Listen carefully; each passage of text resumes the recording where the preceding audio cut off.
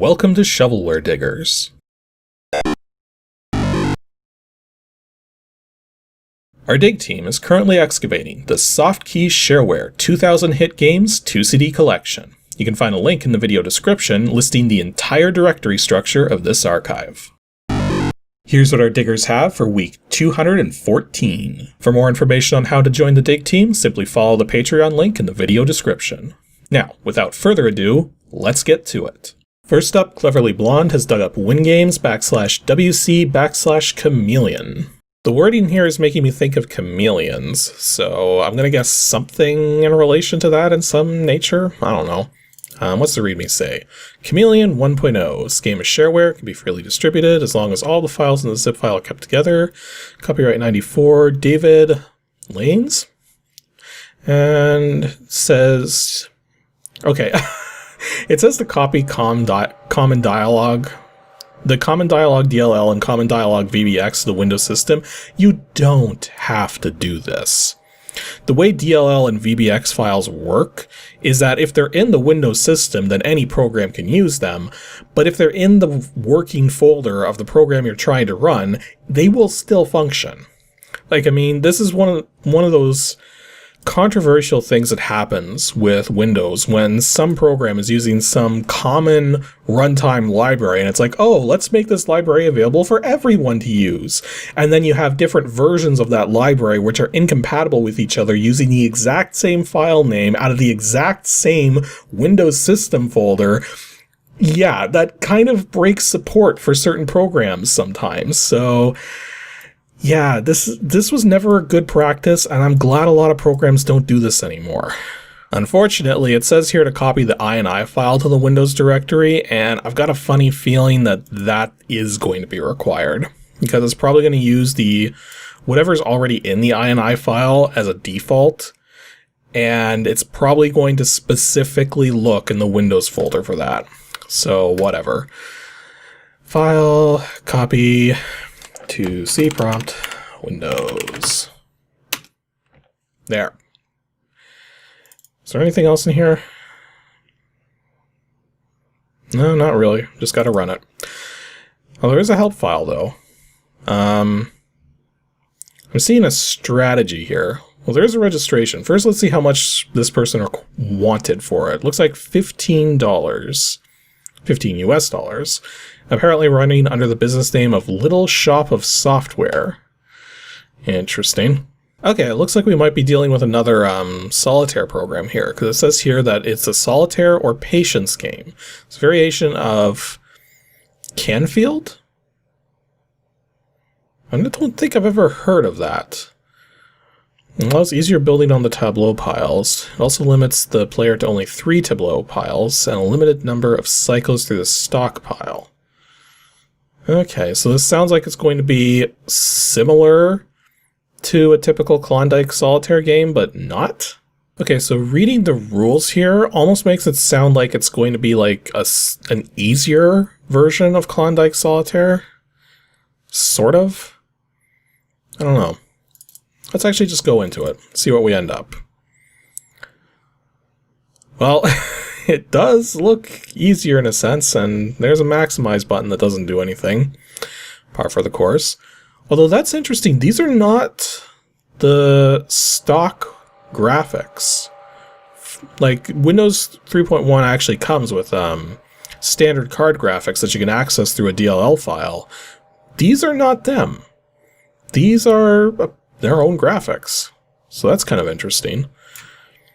So we can choose how we want the game time to go. We can choose a scoring method. So yeah, this looks like it's going to be like a simpler form of Klondike. Oh, that's interesting. The easier skill settings are locked off without registering. Huh. Apparently here's the different decks we can choose from. Again, these are all unique. These are not standard to Windows. Although that would be kind of weird, playing cards with a chessboard as your card backing. Oh, I thought that was just going to be a dithering weirdness, but yeah, that doesn't look so great. Yeah, the dithering on these just the dithering on this one's not bad. But the faces here are, it's like they have a bunch of lines through them. And this, it's just like scattered with like green fireflies or something. So yeah, the one thing I didn't quite get reading through the rules is like how you're supposed to clear cards from these piles that you're creating. Like, I mean, one thing it made clear is that you're not supposed to put the cards in based on like alternating suits or anything. It can actually be any suit. They just have to be in the right numerical order. So I'm not entirely certain how to move the cards off. Like, I don't understand why a 3 of hearts started up here. So that just seemed a little weird. Okay, I gave another look to the rules, so I understand a little better how this is working. So it's kind of like Klondike. If alternating suits didn't matter, any of the 3 piles here can be started with any card. It doesn't have to be a king. And furthermore, the first card that goes up in the foundations up here, this is the card that you have to start with. So we have to put in the other 5s into these piles, and then you build up from there, and when you get to king, you loop back around to ace and continue going up from there. So each of these piles is eventually going to end on a 4 as a result of that. So now that I have a better idea of what I'm doing, I think I'll be okay. Provided I get cards that, you know, are going to actually help for this. It's actually giving me a lot of cards I can't work with. That's not good. Seriously, are they all just buried or something? Well, actually, what I can do here is I can do this. Okay, and then I can move this ace off and see what my next card is here. Can I actually put the king on the ace? Okay, so it does actually allow you to loop around even on these piles, so that's good to know. Or, hang on, I thought I was supposed to be able to put the 5 up here, because this one's marked out as a 5. What? Okay, that's weird. You're not allowed to click and drag into the top piles. You have to double click. Why would you do that? You can click and drag literally everywhere else. Why make it so that you have to double click to put a card into the top? That's just bizarre. The other thing that's kind of annoying too is because of the fact that you can't click and drag onto these piles, I'm guessing, no, you can't click and drag off of them either. Like, that's something you sometimes do in Klondike Solitaire, is you'll end up in a situation where if you want to make progress, you actually want to pull cards back from the top piles. But this game doesn't let you do that. And I think I'm about to be done here, because I did get the 6, 7, and 8 off there, but yeah, I don't think there's any more moves I can make. Oh. So that's how my first game went. Went up to a score of 55. So, I mean, it's a different take on Solitaire, so it's not terrible, that's for sure. It is a little quirky in the way it controls, especially in given the fact that you have to double click to get things up here. You can't just drag and drop. It's also kind of weird that the game settings make it so that you have to register to get the easier skill settings.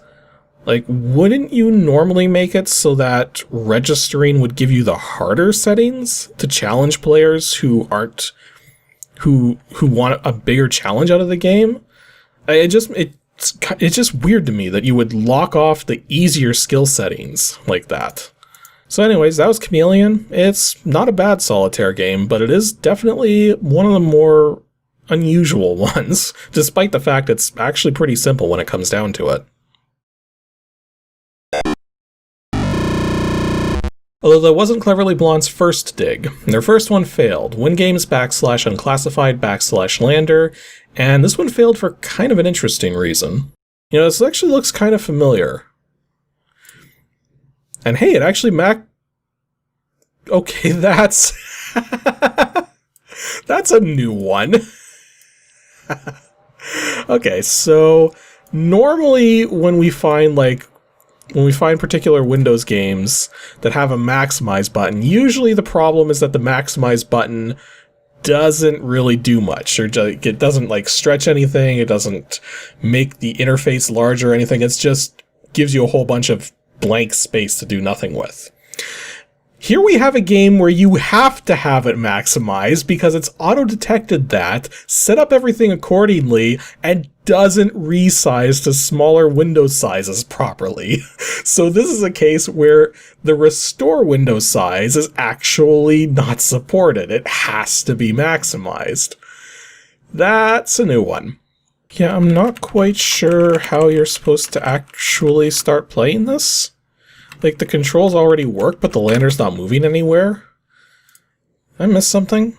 You know, something that just occurred to me. This is indeed Windows 3.0 software, reading from what I was reading in the documentation. The fact that it's not doing the resize properly when I'm not maximized almost kind of suggests to me that the game's not receiving messages properly. Like, Windows does this. The whole way Windows works in terms of its multitasking and all of that is that it has sort of a message system going on in the background. So anytime you like resize a window, that's sending messages that then have to be processed. And I've almost got a sneaking suspicion that this program isn't receiving those messages properly. Because that would explain why the game seems to be working, but then also doesn't seem to be. Because it's like, my key presses are registering and are doing those effects, but those effects don't seem to be on a timer of any kind. Yet, you would think they would be. Like, gravity would certainly be on a timer, but nothing's going. Like, the game should technically be doing stuff right now. So, yeah, I think either this needs to be run specifically on Windows 3.0, or the way Windows 3.1 is emulated doesn't work correctly with this game. So that's kind of an unfortunate way to end up with a failed dig, but whatever. Next up, Anthony has dug up WINGAMES /GG/DINOSAVE. I've got a funny feeling this is just going to be a dinosaur-related screensaver. Like, I mean, Dino Save. Or unless you're trying to save the dinosaurs, like, that's always possible. You know what? It might be that, because I'm not seeing the standard screensaver stuff here. And you wouldn't need 3D for a screensaver, so... Also, there's a speak.exe. Huh. Well, we gotta read me. Let's see what we got here. Welcome to DinoSaver. DinoSaver README file contains important information that's not included or that has been revised in the DinoSaver user manual or in the online help. System requirements. Oh. Okay, I guess it is a screensaver. Remember that only one screensaver at a time should be activated. Be sure to disable, turn off other screensavers. How would you have two screensavers enabled at the same time? That doesn't make a lot of sense. Okay, that's kind of weird. It's saying here to copy star.fss and star.scr to your Windows directory, because those would be the screensaver things. There's a bunch of FSS files here, but I don't see a single SCR file. Like, that's why I didn't think this would be a screensaver program. I think FSS is a different format in terms of dealing with screensavers. But yeah, that's kind of weird. Also, the speak thing is as a PC speaker driver thing, so I mean, I guess I could just try running the executable. Although that's kind of weird. Why would it include that? Unless that's the installer. But the thing is that there's a setup folder here, which is clearly supposed to be like the actual setup thing. And yeah, the text file is even referring to that. So yeah, that's kind of weird. Why is there like an exe file? Can I just run this?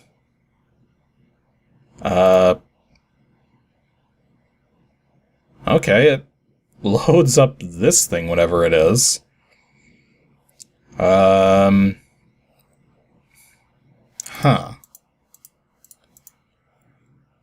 Well, apparently there's just this one text thing.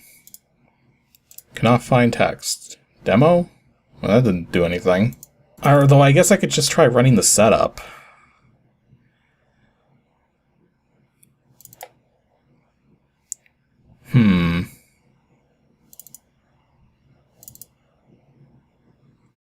Well, let's see what happens. Please enter the target disk drive for DinoSaver. I guess C prompt. Okay, so it's installing it. Installation is complete. Would you like to read a README? And... okay, now it's working. Okay, that's so weird. So, like, whoever tried to install this before, like, whoever put this onto the CD, they put, like, some of the files here that were part of the install, but not all of them. But they left the setup in here as well. And the setup actually does install it properly. Like, maybe this isn't going to work properly. I don't know. But apparently this does have a lot of modules to it. And apparently the registration was $16 to Fior Industries.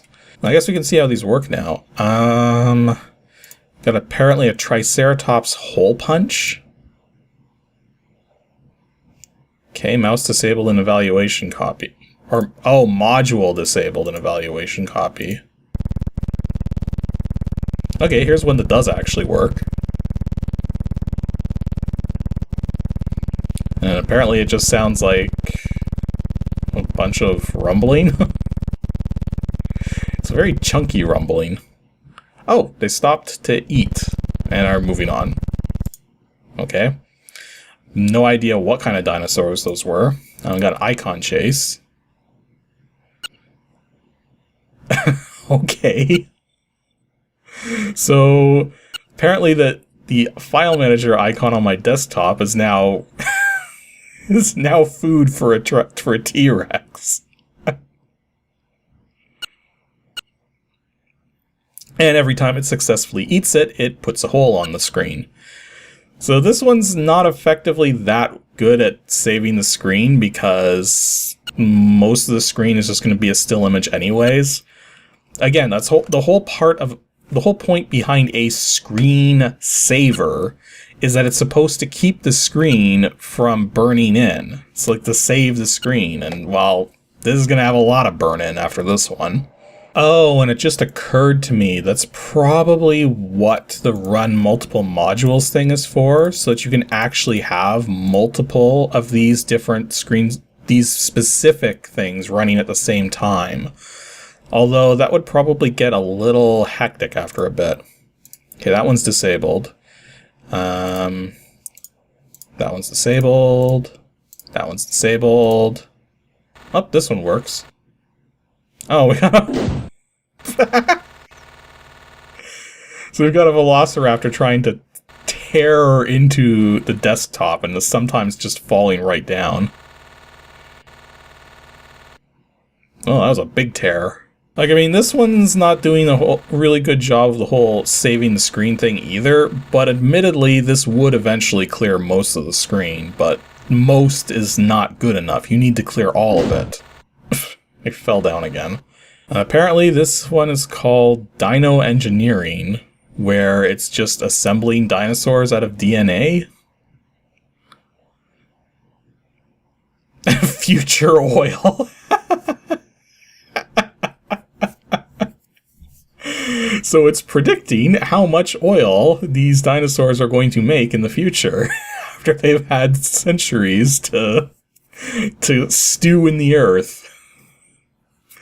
Again, though, this is not really a good screen quote-unquote saver because now we're going to have this whole dino engineering thing plastered on the screen forever.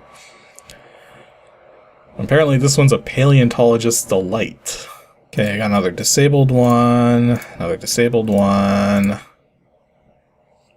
Okay, this one is a slowly moving image.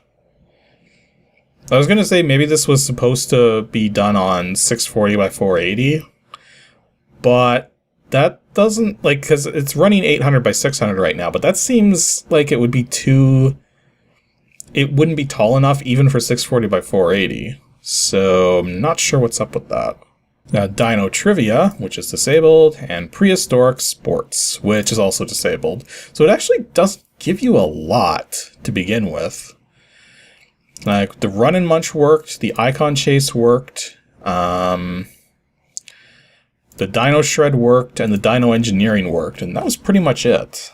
So I think out of the ones that were included here, the only one that really actually saves the screen properly is the Run and Munch, because this one clears the screen and doesn't have anything like staying in one spot all the time. So this would be the only one that would actually legitimately work as a screensaver. Oh. Okay, I wasn't expecting that to happen. Apparently the Run and Munch one also sometimes has a really big dinosaur come and just eat one of the little ones. But anyways, that was DINOSAVE. Not really a lot to demonstrate. Like, I mean, it supposedly has way more modules than this, but again, most of them are disabled in this evaluation version. It'd be nice to at least have had, like, screenshots of what the other ones would look like. So instead of just a message saying that it's disabled, actually showing, like, what this other screensaver does, like, without, like, having a full demonstration, just like a screenshot of it, right? But no, we don't get that. So it'll be a mystery what the other DINOSAVE screensaver modules look like. But would it have been worth $16 is the bigger question. And I guess it depends on your opinion of screensavers, because screensavers were a big thing back in the early days of Windows. Like, some people just went nuts over these things. But me personally, I just turn the screen off when I'm not in front of my computer.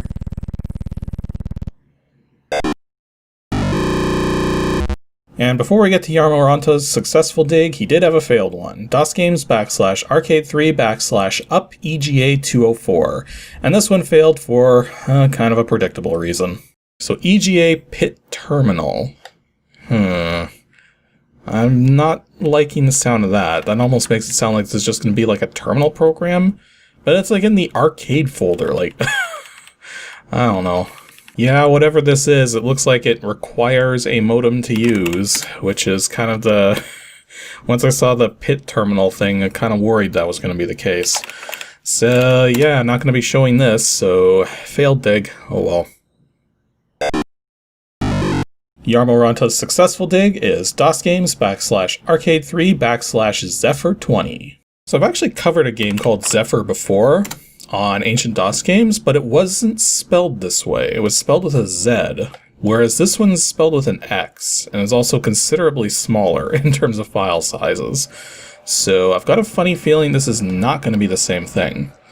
We do have a couple doc files here. Let's go edit it. So Zephyr.doc. I should point out, even spelled like that, it's not like spelled right. But apparently whatever this is was made by a Eugene Lin.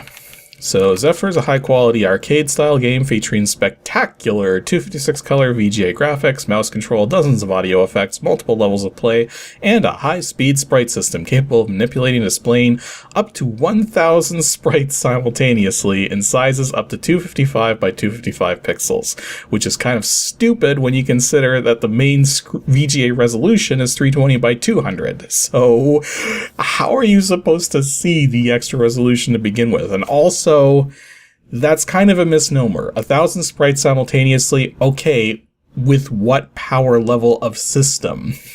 Like, your sprite limit is dictated by how powerful your computer is, not just the way you've programmed it. Also, here's another thing. 8086. Really?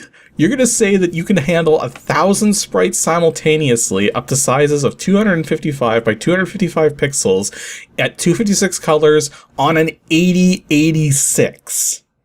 No, that's not possible. I don't care how good of a programmer you are. That's not happening. Okay, anyways, in Zephyr, you are in control of one of the most agile and powerful space vehicles in the solar system. Your mission? Find out what's out there. And kill it. Okay then. So it's like space, the final frontier. These are the voyages of the starship Zephyr, its continuing mission to destroy strange new worlds, to seek out new life, and destroy their civilizations, to boldly go where no warmonger has gone before. Yeah, I'm in kind of a mood. Anyways, over the course of your journey into the stars, you'll encounter an endless barrage of alien attacks, covering the entire spectrum of organic and non-organic weapons of destruction. Armed with your wits and a 2 million watt laser cannon, you must destroy alien invaders. They will... Wait. Okay, we're the ones going out into the galaxy to kill everything, which means we're the invaders. So you can't call them an alien invader unless they're the ones attacking us. I don't know. This story is just dumb. But, okay, controls. Okay, arrow keys or mouse to move the ship, shift key or left button to fire lasers, and a pause key. And also make sure that... Oh, this is never a good sign. I've explained this before, how if you have to write your program in such a way that you have to tell people to turn caps lock or num lock on or off for your controls to work properly, you're not doing it right. Because there are ways to avoid having this be a consideration. You can completely avoid caps lock and num lock situations if you're just reading scan codes, or even if you're not reading scan codes, specifically with the alphanumeric keys, you just check to see if it's either the uppercase or the lowercase form of what's being pushed. Oh boy, and apparently this is a $20 game, supposedly. Okay, saying register for $20. Not too impressed with the story. The controls seem very simple, and even looking at the file sizes here, this is a fairly small game, so this had better impress. Let's find out. Well, got a Zephyr version 2.0 logo here. Not hearing anything, though. Or are we already in the... Okay, there it goes. I'm only getting PC speaker sound effects, but whatever. Okay then, so this is kind of like a Space Harrier type game. So I'm holding the left mouse button down just so I'm firing shots, and that seems to be the gist of it. Although I'm not sure, like... Yeah, it's a bit chaotic, to say the least. Okay, so one thing I need to say right off the bat, which maybe this is, you guys are noticing this, but I'm certainly noticing this. This is not 3D. I mean, it kinda looks like 3D, but this is not 3D. And there's a very easy way to tell. Whenever you can see how when I'm moving around, you can see my shots that are coming out of my ship, right? Well, if I stay still, those shots they just move straight into my sprite. It doesn't matter where I am on the screen, there's no perspective. So, this game is not 3D. It kinda looks 3D, but it's not. And that's actually not a good thing. Because here's the thing, when you think back to games like Space Harrier, and I think I'm fighting a boss now. When you think back to games like Space Harrier, you need to have that perspective so that you can see like where your shots are going and like leading your targets and everything. Here, because there's no... Well, apparently I managed to beat that first level. Because there's no actual 3D going on, there's not a lot to go on in terms of where your shots are actually going to go and everything.